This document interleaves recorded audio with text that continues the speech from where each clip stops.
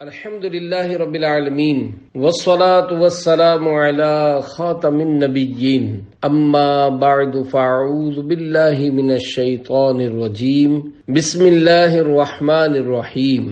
مریض طبیب بن گیا، یہ مضمون نیکی کی دعوت کے صفحہ 341 تا 357 سے لیا گیا ہے۔ دعائے عطار، یا رب المصطفیٰ، جو کوئی 21 صفحات کا رسالہ مریض طبیب بن گیا پڑھ یا سن لے، اسے گناہوں کی بیماری سے شفا دے، جہنم سے بچا اور جنت الفردوس میں بے حساب داخلہ نصیب فرما، آمین بجاہ خاتم النبیین صلی اللہ علیہ وآلہ وسلم۔ درود شریف کی فضیلت۔ فرمان آخری نبی صلی اللہ علیہ وآلہ وسلم، جسے کوئی مشکل پیش آئے اسے مجھ پر کثرت سے درود پڑھنا چاہیے، کیونکہ مجھ پر درود پڑھنا مصیبتوں اور بلاؤں کو ٹالنے والا ہے۔ صلو علی الحبیب صلی اللہ علی محمد۔ نیکی کی دعوت دینا خاموش رہنے سے بہتر ہے۔ زبان کی آفتیں بے شمار ہیں اور ان سے بچنے کا بہترین طریقہ یہی ہے کہ زبان پر قفل مدینہ لگا لیا جائے، یعنی آدمی خاموشی کی عادت بنا لے۔ البتہ جو زبان کی لغزشوں سے بچنا جانتا ہو اور شریعت کے عین تقاضے کے مطابق بولنے پر قدرت رکھتا ہو، اس کے لیے نیکی کی دعوت دینا خاموشی سے افضل ترین عمل ہے، جیسا کہ خاتم المرسلین رحمت للعالمین صلی اللہ علیہ وآلہ وسلم کا فرمان دل نشین ہے۔ اگر تم امر بالمعروف و نہی عن المنکر، یعنی نیکی کا حکم دینا اور برائی سے منع کرنا کرو، تو یہ خاموش رہنے سے زیادہ بہتر ہے۔ ثواب ملنے کی امید۔ حضرت ابو درداء رضی اللہ عنہ فرماتے ہیں، میں دوسروں کو نیکی کا حکم دیتا ہوں اور خود اگرچہ وہ کام نہیں کرتا، لیکن پھر بھی مجھے اللہ سے اجر ملنے کی امید ہے۔ یعنی جب کسی کو نیک کام کرنے کا حکم دیا تو مجھے اجر مل گیا، اگرچہ میں وہ کام خود نہ بھی کرتا ہوں۔ قبر کی روشنی کا سامان۔ اللہ پاک نے حضرت موسیٰ کلیم اللہ علیہ السلام کی طرف وحی فرمائی، بھلائی کی باتیں خود بھی سیکھو اور دوسروں کو بھی سکھاؤ، میں بھلائی سیکھنے اور سکھانے والوں کی قبروں کو روشن فرماؤں گا تاکہ ان کو کسی قسم کی وحشت نہ ہو۔ مبلغین کی قبریں انشاءاللہ جگمگائیں گی۔ پیارے پیارے اسلامی بھائیوں، اس روایت سے نیکی کی بات سیکھنے سکھانے کا اجر و ثواب معلوم ہوا۔ سنتوں بھرا بیان کرنے یا درس دینے اور سننے والوں کے تو وارے ہی نیارے ہو جائیں گے۔ انشاءاللہ ان کی قبریں اندر سے جگمگ جگمگ کر رہی ہوں گی اور انہیں کسی قسم کا خوف محسوس نہیں ہوگا۔ انفرادی کوشش کرتے ہوئے نیکی کی دعوت دینے والوں، سنتوں کی تربیت کے مدنی قافلے میں سفر اور روزانہ اپنے اعمال کا جائزہ لے کر نیک اعمال کا رسالہ پر کرنے کی ترغیب دینے والوں اور سنتوں بھرے اجتماع کی دعوت پیش کرنے والوں، نیز مبلغین کی نیکی کی دعوت سننے والوں کی قبور بھی انشاءاللہ حضور مفیض النور صلی اللہ علیہ وآلہ وسلم کے نور کے صدقے نور علی نور ہوں گی۔ قبر میں لہرائیں گے تا حشر چشمے نور کے، جلوہ فرما ہوگی جب طلعت رسول اللہ کی۔ مشکل الفاظ کے معنی۔ طلعت یعنی چہرہ، صورت، نظارہ۔ شرح کلام رضا۔ اے عاشقان رسول، جھوم اٹھو جب محبوب رب تاجدار عرب صلی اللہ علیہ وآلہ وسلم اپنا نورانی چہرہ چمکاتے ہوئے مومن کی قبر میں جلوہ فرما ہوں گے تو روشنی ہی روشنی ہو جائے گی اور تا قیام قیامت قبر میں نور کے چشمے لہراتے رہیں گے۔ اندھیرا گھپ اندھیرا ہے، شاہ وحشت کا ڈیرا ہے، کرم سے قبر میں تم آؤ گے تو روشنی ہوگی، صلو علی الحبیب صلی اللہ علی محمد۔ مریض طبیب بن گیا۔ حضرت سیدنا ابو بکر شبلی رحمت اللہ علیہ ایک مرتبہ بیمار ہو گئے۔ لوگوں نے شفا خانے میں داخل کروا دیا۔ آپ کے عقیدت مند وزیر علی بن عیسیٰ کی درخواست پر خلیفہ بغداد نے دربار شاہی کے نصرانی یعنی کرسچن رئیس الاطباء یعنی ڈاکٹروں کے سردار کو آپ رحمت اللہ علیہ کے علاج کے لیے بھیج دیا۔ اس نے بڑی توجہ سے علاج کیا مگر کوئی فائدہ نہیں ہوا۔ ایک دن رئیس الاطباء نے کہا، اے شبلی رحمت اللہ علیہ، اگر مجھے یہ معلوم ہو جائے کہ میرے بدن کے کسی ٹکڑے میں آپ کا علاج ہے تو مجھے آپ کے لیے اپنا عضو کاٹ دینے میں بھی کوئی تردد یعنی انکار نہیں ہوگا۔ حضرت سیدنا شبلی رحمت اللہ علیہ نے فرمایا، میرا علاج آپ کے ایک عضو کاٹنے کے مقابلے میں بہت ہی آسان چیز میں ہے۔ اس نے پوچھا، وہ کیا ہے؟ فرمایا کہ تم اپنا زنار کاٹ ڈالو اور اسلام قبول کر لو، انشاءاللہ مارے خوشی کے میرا مرض جاتا رہے گا۔ طبیب نے فوراً زنار کاٹا، کفر سے توبہ کی، کلمہ پڑھا اور مسلمان ہو گیا۔ اسی وقت حضرت سیدنا شبلی رحمت اللہ علیہ تندرست ہو کر بستر بیماری سے اٹھ کھڑے ہوئے۔ خلیفہ بغداد کو جب یہ خبر پہنچی تو اس نے تعجب سے کہا کہ میں نے تو طبیب کو مریض کے پاس بھیجا تھا، مجھے کیا خبر تھی کہ مریض کو طبیب کے پاس بھیج رہا ہوں۔ اللہ پاک کی ان پر رحمت ہو اور ان کے صدقے ہماری بے حساب مغفرت ہو، آمین بجاہ خاتم النبیین صلی اللہ علیہ وآلہ وسلم۔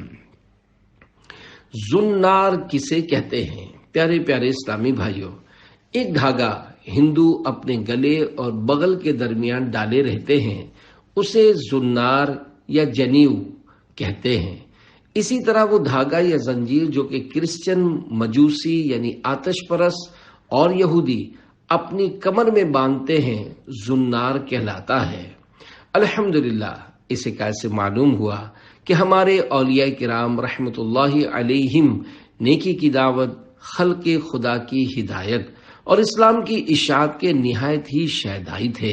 کسی غیر مسلم کے اسلام قبول کرنے سے انہیں اتنی عظیم مسرت حاصل ہوتی تھی کہ خوشی کے مارے بسا اوقات ان کی خطرناک بیماریاں دور ہو جاتی تھیں۔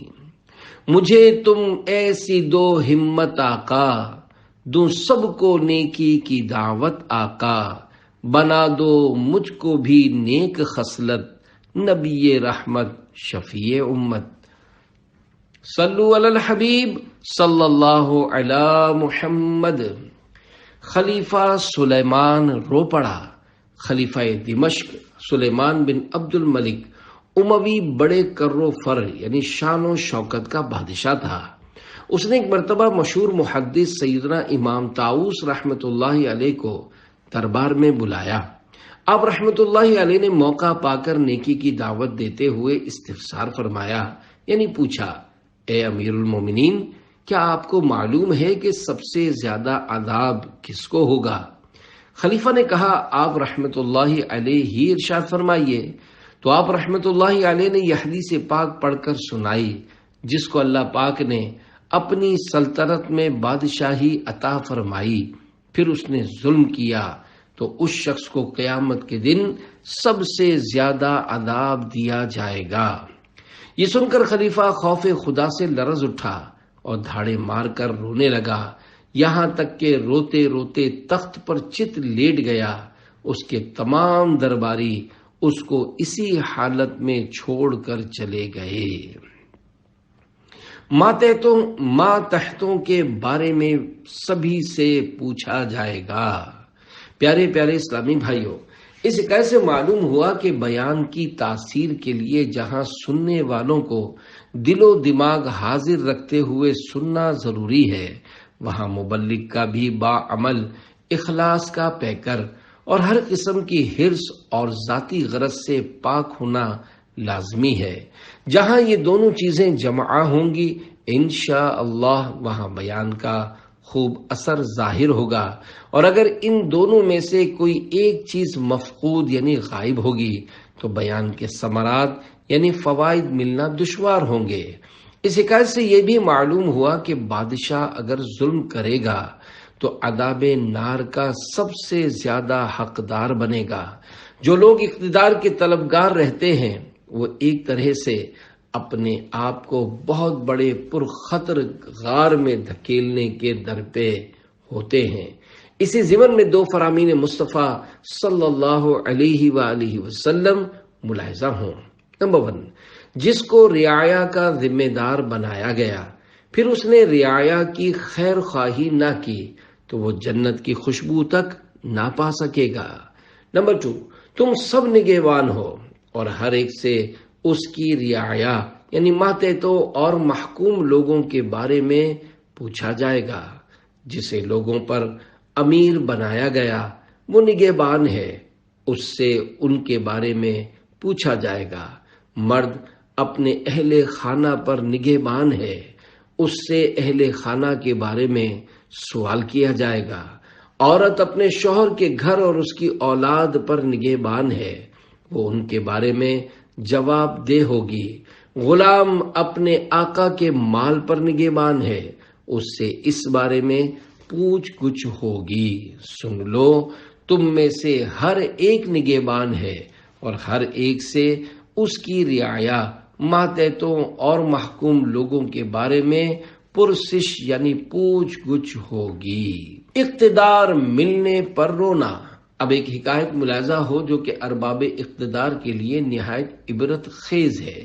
چنانچہ تاریخ الخلفاء میں ہے، عطا بن ابی رباح رحمت اللہ علیہ فرماتے ہیں، حضرت عمر بن عبدالعزیز رحمت اللہ علیہ کی زوجہ محترمہ فاطمہ بنت عبد الملک رحمت اللہ علیہ نے مجھ سے فرمایا کہ جب حضرت عمر بن عبدالعزیز رحمت اللہ علیہ کو خلافت تفویض کی گئی یعنی ملی تو آپ رحمت اللہ علیہ گھر میں آئے اور مصلے پر بیٹھ کر گریہ و زاری کرنے لگے اور اتنا روئے کہ داڑھی مبارک آنسوؤں سے تر ہو گئی۔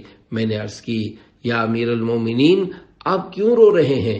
فرمایا، اے فاطمہ، مسلمانوں کی نگہداشت یعنی نگرانی اور ان کی فلاح و بہبود یعنی بھلائی اور خیر خواہی کا سارا بوجھ میری گردن پر ڈال دیا گیا ہے۔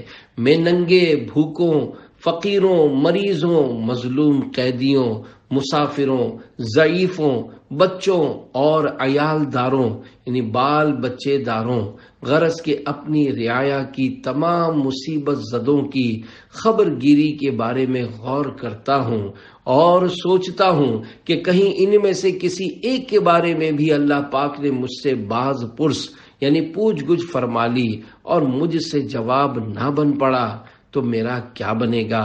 میں اسی فکر میں رو رہا ہوں۔ انگور کھانے سے بھی خوف۔ پیارے پیارے اسلامی بھائیوں، افسوس آج کل عموماً اقتدار کے ذریعے مال و منال یعنی جائیداد و مال حاصل کیا جاتا ہے، مگر رب کریم کے نیک بندوں کا حال اس سے مختلف ہوتا ہے۔ خوف خدا سے مالا مال ہونے کے سبب وہ ایسے موقع پر رو رو کر نڈھال ہو جاتے ہیں۔ وہ حضرات پھونک پھونک کر قدم رکھتے اور بات بات پر ڈرتے ہیں۔ چنانچہ حضرت سیدنا عون بن معمر رحمت اللہ علیہ کا بیان ہے کہ ایک روز حضرت سیدنا عمر بن عبدالعزیز رحمت اللہ علیہ اپنی زوجہ محترمہ سے فرمانے لگے، فاطمہ، تمہارے پاس 1 درہم ہو تو دے دو، آج انگور کھانے کو جی چاہتا ہے۔ انہوں نے عرض کی، میرے پاس درہم کہاں، کیا آپ امیر المومنین ہو کر 1 درہم کی بھی حیثیت نہیں رکھتے؟ بے قرار ہو کر فرمایا، انگور نہ کھانا اس سے کہیں زیادہ آسان ہے کہ کل میں جہنم کی زنجیریں پہنوں۔ اللہ پاک کی ان پر رحمت ہو اور ان کے صدقے ہماری بے حساب مغفرت ہو، آمین بجاہ خاتم النبیین صلی اللہ علیہ وآلہ وسلم۔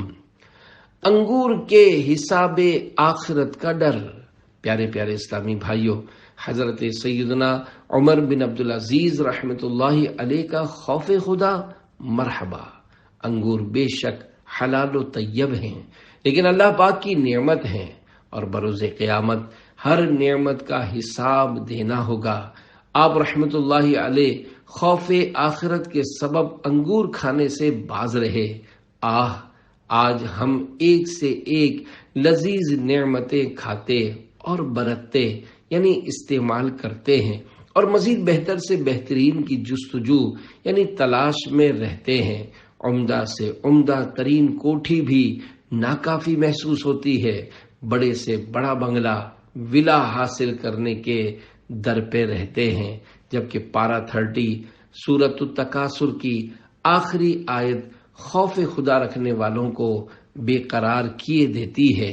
چنانچہ دعوت اسلامی کے مکتبۃ المدینہ کی ترجمے والے پاکیزہ قرآن کنز الایمان ما خزائن العرفان صفحہ 1118 پر ارشاد ہوتا ہے، ثم لتسألن یومئذ عن النعیم۔ ترجمہ کنز الایمان، پھر بے شک ضرور اس دن تم سے نعمتوں سے پرسش ہوگی۔ آیت مبارکہ کی تفسیر میں 3 احادیث۔ نمبر 1، اکرمہ نے کہا جب یہ آیت مبارکہ نازل ہوئی تو صحابہ کرام علیہم رضوان نے عرض کی، یا رسول اللہ صلی اللہ علیہ وآلہ وسلم، ہم کون سی نعمتوں میں ہیں؟ ہمیں تو جو کی روٹی اور وہ بھی صرف آدھا پیٹ نصیب ہوتی ہے۔ وحی آئی، کیا تم جوتے نہیں پہنتے، ٹھنڈا پانی نہیں پیتے؟ یہ بھی نعمتیں ہیں۔ حضرت مولا کائنات علی المرتضی شیر خدا رضی اللہ عنہ نے مذکورہ آیت کی تفسیر میں فرمایا، جس نے گندم یعنی کنک گیہوں کی روٹی کھائی اور فرات کا ٹھنڈا پانی پیا، نیز رہنے کے لیے مکان بھی ہو، یہ وہ نعمتیں ہیں جن کے متعلق سوال ہوگا۔ جلیل القدر تابعی حضرت امام مجاہد رحمت اللہ علیہ نے اس آیت مبارکہ کے بارے میں فرمایا کہ اس سے دنیا کی ہر لذت والی شے مراد ہے۔ سورۃ التکاثر کی مذکورہ آخری آیت مبارکہ کے تحت صدر الافاضل حضرت علامہ مولانا سید محمد نعیم الدین مراد آبادی رحمت اللہ علیہ فرماتے ہیں، جو اللہ پاک نے تمہیں عطا فرمائی تھیں صحت و فراغت یعنی خوشحالی و امن و عیش و مال وغیرہ، جن سے دنیا میں لذتیں اٹھاتے تھے، پوچھا جائے گا یہ چیزیں کس کام میں خرچ کیں، ان کا کیا شکر ادا کیا، اور ترک شکر پر عذاب کیا جائے گا۔ 2 اقسام نعمت اور سوالات آخرت۔ مشہور مفسر حکیم الامت حضرت مفتی احمد یار خان رحمت اللہ علیہ کی سورہ تکاثر کی مذکورہ آخری آیت کے تحت بیان کردہ تفسیر میں یہ بھی ہے، کسبی نعمت یعنی اپنی کوشش سے حاصل کردہ نعمت، مثلا مٹھائیاں، لذیذ غذائیں، ٹھنڈے مشروبات، عمدہ ملبوسات، دولت، سلطنت وغیرہ کے بارے میں 3 سوالات ہوں گے۔ نمبر 1، کہاں سے حاصل کی؟ نمبر 2، کہاں خرچ کی؟ نمبر 3، اس کا کیا شکریہ ادا کیا؟ وہبی نعمت یعنی اللہ پاک کی عنایت کی ہوئی وہ نعمت جس میں بندے کی اپنی کوشش کا دخل نہ ہو، جیسا کہ چاند، سورج، ہاتھ، پاؤں، آنکھ، کان وغیرہ کے بارے میں 2 سوالات ہوں گے۔ نمبر 1، کہاں خرچ کی؟ نمبر 2، اس کا کیا شکریہ ادا کیا؟ عمدہ عمدہ غذائیں۔ پیارے پیارے اسلامی بھائیوں، واقعی بڑے خوف کی بات ہے، آج ہم عمدہ سے عمدہ ترین غذاؤں اور نعمتوں کے حریص بنے ہوئے ہیں، مگر قبر میں کیڑوں کی غذا بننے اور حساب آخرت میں پھنسنے کے اندیشے کو بھولے ہوئے ہیں۔ ہمیں اچھے میں اچھا اور لذیذ ترین کھانا چاہیے، اور وہ بھی گرم ہو۔ ایک تو عمدہ غذا بذات خود نعمت، اور اس کا گرم ہونا نعمت در نعمت۔ سادہ چائے سے بھی گزارا نہیں، دودھ پتی ہو، اور وہ بھی میٹھی میٹھی اور گرما گرم ہو۔ یوں ہماری ایک چائے بھی کئی نعمتوں کا مجموعہ بن جاتی ہے۔ اسی طرح حلوہ پوری، पिज्जे, पराठे, अनवा अकसाम की मिठाइयाँ, तरह तरह के ताज़ा फल और खुश्क मेवे यानी ड्राई फ्रूट, खुश जायका फालूदे, ठंडे मीठे मज़ेदार शरबत, बादाम पिस्ते वाला शीर खुरमा, ठंडी बोतलें यानी कोल्ड ड्रिंक्स, आइसक्रीमें, मक्खन, मलाई, कस्टर्ड, कबाब समोसे, गर्मा गर्म पकोड़े, तली हुई मछली, तली हुई चांपें, तंदूरी नान, चिकन टिक्का, सीख कबाब, बर्गर और ना जाने क्या क्या हमारा लालची नफ्स तलब करता और खाता पीता है। अगरचे मज़कूरा तमाम ग़िज़ाएं खाना हलाल है, मगर इन पर और तमाम नेमतों पर बरोज़े आखिरत सवालात किए जाएंगे। काश हमारा खाओ पियो नफ्स काबू में आ जाए। काश अच्छी अच्छी नीयतों के ना होने की सूरत में फ़कत तफरीहन और महज हुसूल लज्जत के लिए खाने पीने की आदत से हमारी जान छूट जाए। माल खाने के शायकीन गौर फरमाएं, हम चंद मिनट की लज्जत की खातिर कितना बड़ा खतरा मोल ले रहे हैं। इस बात को इस रिवायत से समझने की कोशिश कीजिए। चुनाचे दाऊद इस्लामी के मकतबतुल मदीना की किताब मिनहाजुल आबिदीन 504 सफ़हात सफ़ा 141 पर हुज्जतुल इस्लाम हजरत सैयदना इमाम अबू हामिद मोहम्मद बिन मोहम्मद गजाली रहमतुल्लाहि अलैह फरमाते हैं, मनकूल है, बेशक सकरात मौत की शिद्दत दुनिया की लज्जतों के मुताबिक है, तो जिसने ज्यादा लज्जतें उठाई उसे नज़ा की तकलीफ भी ज्यादा होगी। नज़ा की सख्तियों की झलक मुलाहिजा हो। चुनाचे हजरत अल्लामा जलालुद्दीन सुयूती शाफई रहमतुल्लाहि अलैह नकल करते हैं, मौत दुनिया और आखिरत की होलनाकियों में सबसे जायद होलनाक है। यारों के चीरने से, कैंचियों के काटने से, हांडियों के उबालने से जायद है। अगर मुर्दा जिंदा होकर शदाइदे मौत यानी मौत की सख्तियां लोगों को बता देता तो उनका ऐश और नींद सब कुछ खत्म हो जाता।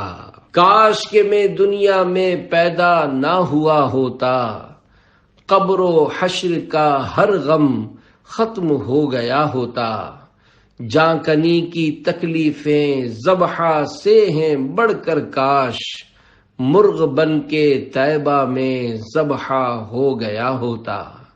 आह कसरते इस्यां हाय खौफ दोज़ख का, काश इस जहां का मैं ना बशर बना होता। शोर उठा ये महशर में, खुल्द में गया अत्तार, गर न वो बचाते तो नार में गया होता। सल्लु अलल हबीब सल्लल्लाहु अला मुहम्मद। हिसाब नेमत के बारे में लर्जा खेज 9 फरामीन मुस्तफ़ा, फानी लज्जतों से अपने आप को बचाने का जज्बा बढ़ाने और दुनियावी नेमतों के सबब होने वाले हिसाब आखिरत से खुद को डराने के लिए दिल हिला देने वाले 9 फरामीन मुस्तफ़ा सल्लल्लाहु अलैहि वसल्लम मुलाहिजा हों।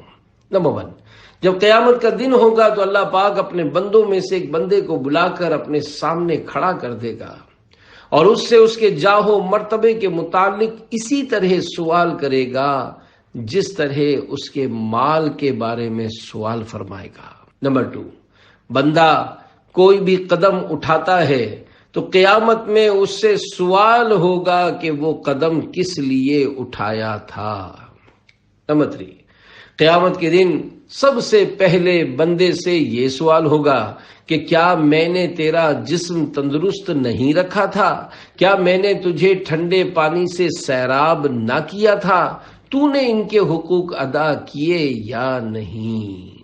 नंबर 4, मालिक और ममलूक यानी गुलाम को और जौज यानी शौहर और जौजा को लाया जाएगा, फिर उनसे हिसाब होगा। यहां तक कि मर्द से कहा जाएगा तूने फुला दिन लज्जत के साथ पानी पिया, और शौहर से कहा जाएगा कि फुला औरत से निकाह के और भी तलबगार थे لیکن تو نے اس کا نکاح چاہا تو میں نے ان سب کو چھوڑ کر اس کا نکاح تیرے ساتھ کر دیا، کیا تو نے ان نعمتوں کا حق ادا کیا؟ نمبر 5، قیامت میں مومن سے ہر عمل کا سوال ہوگا، یہاں تک کہ اس سے اپنی آنکھوں میں سرما ڈالنے کے متعلق بھی سوال کیا جائے گا۔ نمبر 6، بندہ جو خطبہ پڑھتا یعنی واعظ اور بیان کرتا ہے، اس کے بارے میں بھی اس سے سوال ہوگا کہ اس سے تیرا کیا ارادہ تھا۔ مبلغین و مقررین غور فرمائیں کہ بیان کا مقصود نیکی کی دعوت تھی یا بیان کی تعریف اور واہ واہ کی طلب یا حصول شہرت یا دولت۔ نمبر 7، جو شخص کسی شے کی جانب بلائے گا، قیامت کے دن اسے اس کی دعوت یعنی بلانے کے ساتھ کھڑا کیا جائے گا، خواہ ایک ہی آدمی کو دعوت کیوں نہ دی ہو۔ اس روایت میں خلوص کی طرف اشارہ ہے، مثلا نیکی کی دعوت محض رضا الہی کے لیے دی تھی یا کوئی اور مقصد تھا۔ انفرادی کوشش کرنے والے مبلغین بھی غور فرمائیں۔ نمبر 8، قسم ہے اس ذات کی جس کے قبضہ قدرت میں میری جان ہے، تم جس نعمت کے متعلق قیامت میں سوال کیے جاؤ گے وہ ٹھنڈا سایہ اور عمدہ کھجور اور ٹھنڈا پانی ہے۔ نمبر 9، قیامت میں ہر غنی و فقیر یعنی ہر امیر و غریب آرزو کرے گا کہ کاش دنیا میں اس کے پاس صرف قوت ہوتا، قوت یعنی صرف اتنا کھانا ہوتا جس سے زندگی بچ سکے اور بس، مال زیادہ وبال زیادہ۔ نمبر 1، حضرت عبداللہ بن عمیرہ رحمت اللہ علیہ نے فرمایا، جتنا مال زیادہ ہوگا اتنا حساب زیادہ ہوگا۔ نمبر 2، حضرت ابو ذر رضی اللہ عنہ نے فرمایا، قیامت میں 1 درہم والے کے مقابلے میں 2 درہم والے کا حساب زیادہ سخت ہوگا۔ نمبر 3، جلیل القدر تابعی سیدنا معاویہ بن قرہ رحمت اللہ علیہ نے فرمایا، قیامت میں سب سے سخت حساب تندرست فارغ البال یعنی خوشحال شخص سے ہوگا۔ صدقہ پیارے کی حیا کا کہ نہ لے مجھ سے حساب، بخش بے پوچھے لجائے کو لجانا کیا ہے۔ مشکل الفاظ کے معنی، صدقہ یعنی وسیلہ، بے پوچھے یعنی بے حساب، لجائے یعنی شرمندہ، لجانا یعنی شرمندہ کرنا۔ شرح کلام رضا، میرے آقا اعلی حضرت رحمت اللہ علیہ شعر کے اندر بارگاہ خداوندی میں عرض کر رہے ہیں، یا اللہ پاک، تجھے تیرے پیارے حبیب صلی اللہ علیہ وآلہ وسلم کی شرم و حیا کا واسطہ مجھے محشر میں پوچھ گچھ کیے بغیر ہی بخش دے، میں تو اپنے گناہوں پر پہلے ہی شرمندہ ہوں، میرے اعمال کا حساب لے کر مزید شرمندہ نہ فرما۔ انتہا کے کہاں قابل ہوں میں پیارے اللہ، بے سبب بخش دے مولا تیرا کیا جاتا ہے۔ صلو علی الحبیب صلی اللہ علی محمد۔ 12 سال تک حساب و کتاب۔ پیارے پیارے اسلامی بھائیوں، آخرت کے حساب کا معاملہ نہایت سنگین ہے۔ عبرت کے لیے ایک حکایت پیش کی جاتی ہے، سنیے اور خوب کڑیے۔ چنانچہ حضرت عبداللہ بن عمرو بن عاص رضی اللہ عنہما فرماتے ہیں، ناظم نظام امت، صاحب خوف و خشیت، سرداران ساکنان جنت، امیر المومنین حضرت سیدنا عمر فاروق اعظم رضی اللہ عنہ کے وصال پرملال کے بعد مجھے آپ رضی اللہ عنہ کے اخروی معاملات جاننے کی شدید خواہش تھی۔ ایک دن میں نے خواب میں ایک محل دیکھا تو پوچھا، یہ کس کا ہے؟ فرشتے نے بتایا، حضرت عمر بن خطاب رضی اللہ عنہ کا۔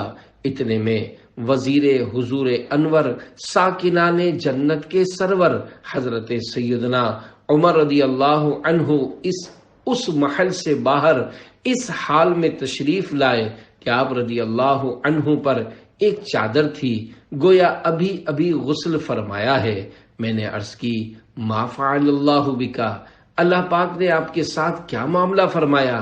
جواب دیا، اچھا معاملہ فرمایا۔ پھر مجھ سے پوچھنے لگے مجھے تم سے جدا ہوئے کتنا عرصہ گزرا ہے؟ میں نے عرض کی 12 سال۔ فرمانے لگے اب جا کر حساب و کتاب سے فارغ ہوا ہوں۔ اللہ پاک کی ان پر رحمت ہو اور ان کے صدقے ہماری بے حساب مغفرت ہو۔ آمین بجاہ خاتم النبیین صلی اللہ علیہ وآلہ وسلم۔ تو بے حساب بخش کے ہیں بے شمار جرم، دیتا ہوں واسطہ تجھے شاہ حجاز کا۔ صلو علی الحبیب صلی اللہ علی محمد۔ صحابہ میں سب سے مالدار صحابی کے حساب قیامت کا احوال۔ پیارے پیارے اسلامی بھائیوں، عدل و انصاف کے پیکر، پرہیزگاروں کے افسر، متقیوں کے راہبر حضرت سیدنا عمر رضی اللہ عنہ کی یہ حکایت ہمیں بہت کچھ سمجھا رہی ہے۔ عشرہ مبشرہ کے روشن ستارے حضرت عبد الرحمن بن عوف رضی اللہ عنہ، جو کہ صحابہ کرام علیہم رضوان میں سب سے زیادہ مالدار تھے، آپ رضی اللہ عنہ کا سارا ہی مال یقینی طور پر حلال تھا، اور کثرت مال غفلت شعاری کے بجائے آپ رضی اللہ عنہ کے لیے خشیت الہی کا سبب بن گئی تھی۔ آپ رضی اللہ عنہ کے حساب قیامت کی حکایت بھی سراپا عبرت ہے، ملاحظہ فرمائیے۔ چنانچہ ایک بار سرکار علی وقار صلی اللہ علیہ وآلہ وسلم نے صحابہ کرام علیہم رضوان کے پاس تشریف لا کر فرمایا، اے اصحاب محمد، آج رات اللہ پاک نے جنت میں تمہارے مکان اور منزلیں نیز میرے مکان سے کس کا کتنا دور مکان ہے سب مجھے دکھائے۔ پھر آپ صلی اللہ علیہ وآلہ وسلم نے جلیل القدر اصحاب کرام کی منزلیں فردن فردن بیان کرنے کے بعد حضرت عبد الرحمن بن عوف رضی اللہ عنہ سے فرمایا، اے عبد الرحمن، میں نے دیکھا کہ تم مجھ سے بہت دور ہو گئے، یہاں تک کہ مجھے تمہاری ہلاکت کا خدشہ ہونے لگا۔ پھر کچھ دیر بعد تم پسینے میں شرابور مجھ تک پہنچے، تو میرے پوچھنے پر تم نے بتایا۔ مجھے حساب کے لیے روک لینے کے بعد مجھ سے پوچھ گچھ شروع ہو گئی کہ مال کہاں سے کمایا اور کہاں خرچ کیا۔ راوی کہتے ہیں حضرت عبد الرحمن رضی اللہ عنہ یہ سن کر رو پڑے اور عرض کی، یا رسول اللہ صلی اللہ علیہ وآلہ وسلم، یہ 100 اونٹ جو آج ہی رات مصر سے مال تجارت سمیت آئے ہیں، آپ صلی اللہ علیہ وآلہ وسلم کو گواہ بنا کر انہیں مدینہ پاک کے غریبوں اور یتیموں پر صدقہ کرتا ہوں۔ حضرت عبد الرحمن بن عوف رضی اللہ عنہ نے ام المومنین حضرت ام سلمہ رضی اللہ عنہا کی خدمت میں عرض کی، مجھے اندیشہ ہے کہ کثرت مال کہیں آخرت میں مجھے ہلاکت میں نہ ڈال دے۔ انہوں نے فرمایا، اپنا مال راہ خدا میں خرچ کرتے رہا کرو۔ مالداروں کے لیے لمحہ فکریہ۔ پیارے پیارے اسلامی بھائیوں، یقیناً قطعی حلال مال رکھنے والے اپنا مال حلال دونوں ہاتھوں سے راہ خدا میں لٹانے والے کے حساب قیامت کی اس لرزہ خیز حکایت پر نظر رکھتے ہوئے مالداروں کو غور کرنا اور قیامت کے ہوش ربا احوال یعنی دہشتوں اور گھبراہٹوں سے ڈرنا چاہیے۔ اور جو لوگ محض دنیاوی حرص کے سبب مال اکٹھا کیے جاتے، اس کے لیے در بدر بھٹکتے پھرتے اور مال بڑھانے کے نظام کو بہتر سے بہترین بناتے چلے جاتے ہیں، انہیں اپنی اس روش پر نظر ثانی کر لینی چاہیے، اور جو صورت دنیا و آخرت دونوں کے لیے بہتر ہو وہ اختیار کرنی چاہیے۔ مال و دولت کے متعلق اچھی نیتیں۔ حلال مال جمع کرنا فی نفسی ہی مباح ہے، یعنی نہ اس میں ثواب ہے نہ گناہ۔ اگر کوئی علم نیت رکھنے والا اس کی اچھی نیتیں کر لے تو خواہ مال حلال کے ذریعے اربوں پتی بن جائے، اس کا مال اس کے لیے آخرت کے لیے نقصان دہ نہیں۔ مگر یاد رہے، رسمی طور پر صرف زبان سے نیت کے الفاظ ادا کر لینے کو نیت نہیں کہتے۔ نیت دل کے ابھار اور پکے ارادے کا نام ہے۔ یعنی جو نیت کر رہا ہے وہ اس کے دل میں بھی اس طرح موجود ہو کہ میں نے 100% ایسا کرنا ہی کرنا ہے۔ مال و دولت کے بارے میں نیت کی رغبت دلاتے ہوئے حجت الاسلام حضرت سیدنا امام ابو حامد محمد بن محمد غزالی رحمت اللہ علیہ فرماتے ہیں، مال لینے، چھوڑنے، خرچ کرنے اور روکنے میں نیت صحیح ہونی چاہیے۔ مال اس لیے حاصل کرے کہ عبادت پر مدد حاصل ہو، اور مال چھوڑنا ہو تو زہد یعنی دنیا سے بے رغبتی کی نیت سے اسے حقیر سمجھتے ہوئے چھوڑے۔ جب یہ طریقہ اختیار کرے گا تو مال کا موجود ہونا اسے نقصان نہیں پہنچائے گا۔ اسی لیے امیر المومنین حضرت مولا کائنات علی المرتضی شیر خدا رضی اللہ عنہ نے فرمایا، اگر کوئی شخص تمام روئے زمین کا مال حاصل کرے اور اس کا ارادہ رضا الہی کا حصول ہو تو وہ زاہد یعنی دنیا سے بے رغبت ہے، اور اگر تمام مال چھوڑ دے لیکن رضا خداوندی مقصود نہ ہو تو وہ زاہد نہیں ہے۔ پس آپ کی تمام حرکات و سکنات اللہ پاک کے لیے ہوں اور عبادت سے باہر نہ ہوں یا عبادت پر مددگار ہوں۔ جو چیزیں عبادت سے زیادہ دور ہیں وہ کھانا اور قضاء حاجات یعنی استنجا ہے، لیکن یہ دونوں بھی عبادت پر مددگار ہیں۔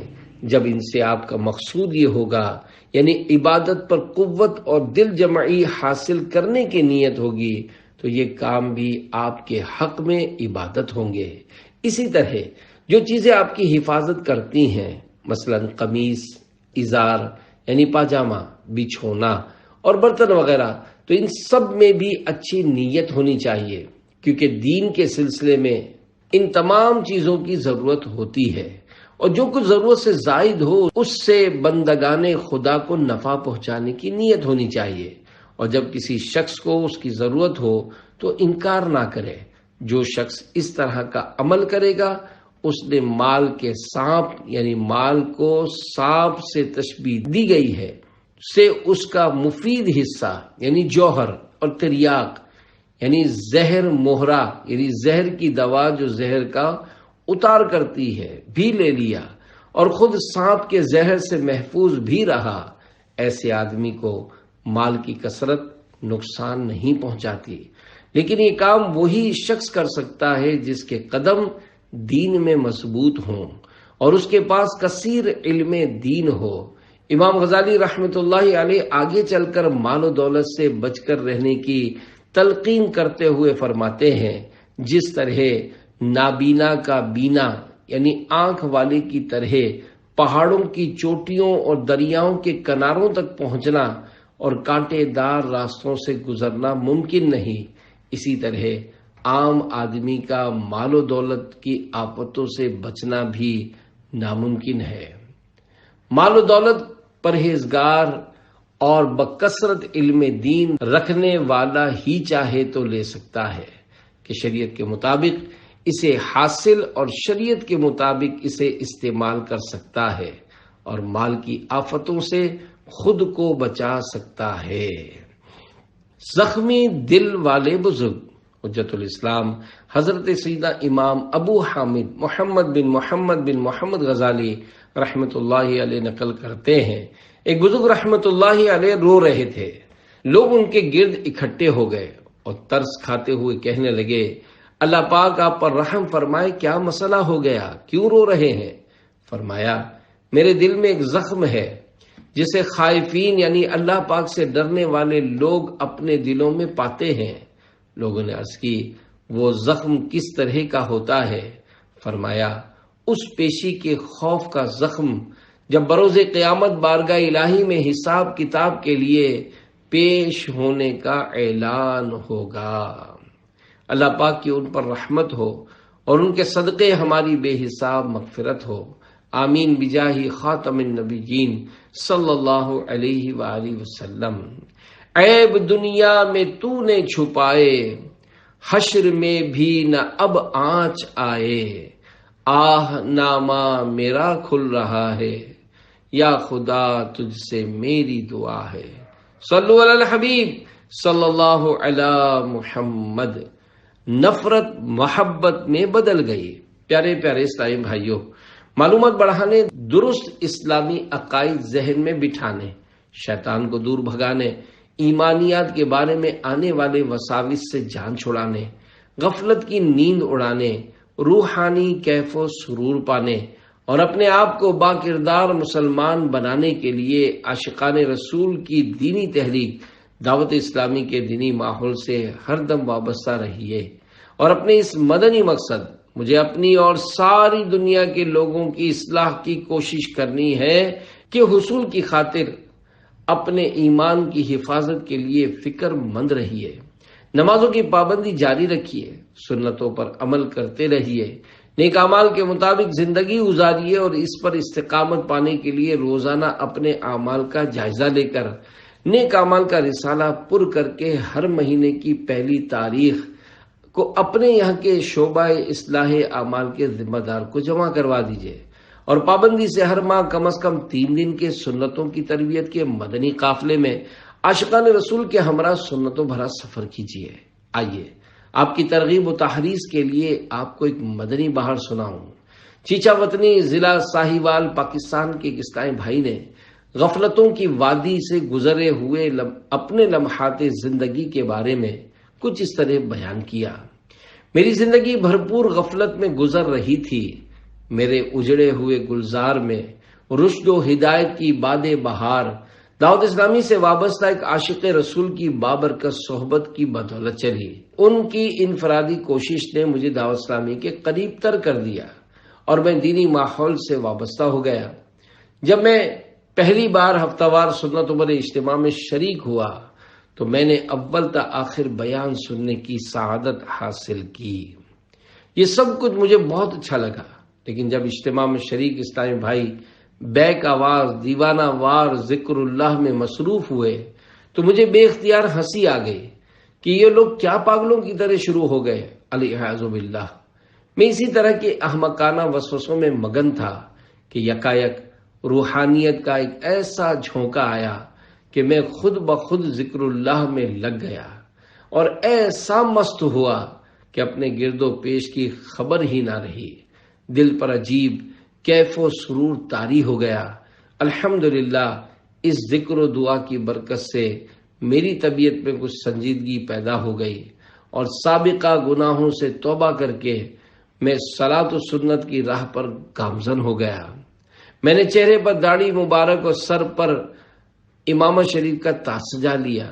الحمدللہ رمضان المبارک میں اجتماعی اعتکاف کی برکتیں حاصل کرنے کی سعادت بھی میسر آئی۔ اب میرے والد محترم نے بھی داڑھی شریف سجا لی ہے اور تمام گھر والے سلسلہ عالیہ قادریہ رضویہ میں داخل ہو چکے ہیں۔ الحمدللہ تادم تحریر میں نیک اعمال کے خادم یعنی ذمہ دار کی حیثیت سے دینی کام کرنے کی سعادت حاصل کر رہا ہوں۔ اسی ماحول نے ادنا کو اعلیٰ کر دیا، دیکھو اندھیرا ہی اندھیرا تھا اجالا کر دیا، دیکھو۔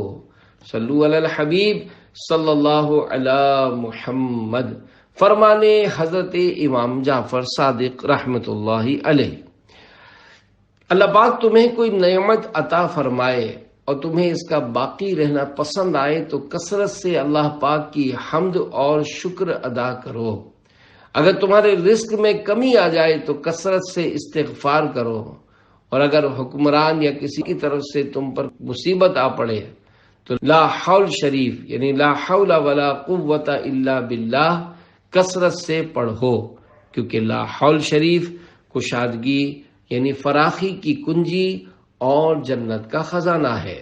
فرمانے آخری نبی صلی اللہ علیہ وآلہ وسلم، زیادہ مال جمع کرنے والے قیامت کے دن کم نیکیوں والے ہوں گے مگر جسے اللہ پاک نے مال عطا فرمایا اور وہ اسے اپنے دائیں بائیں آگے اور پیچھے نیکی کے کاموں میں خرچ کرے اور اس کے ذریعے اچھے یعنی نیکی کے کام کرے۔ الحمدللہ۔